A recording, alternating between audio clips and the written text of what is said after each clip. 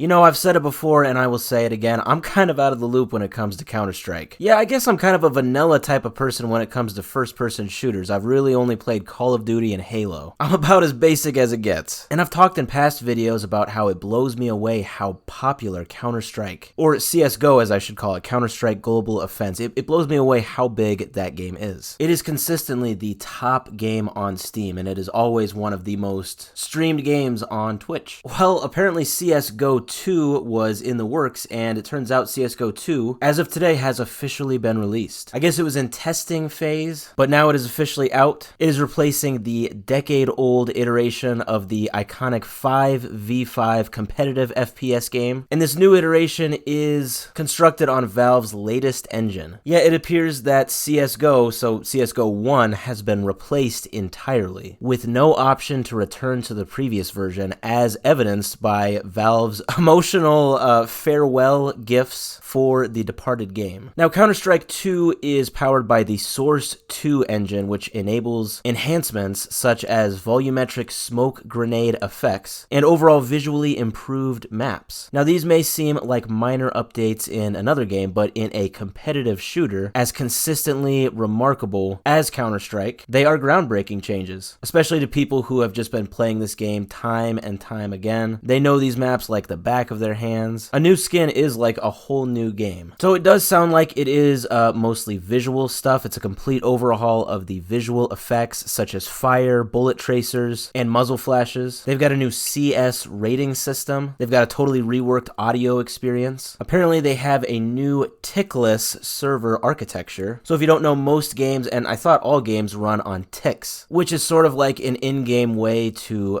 pass time, I guess. I only know it from RuneScape.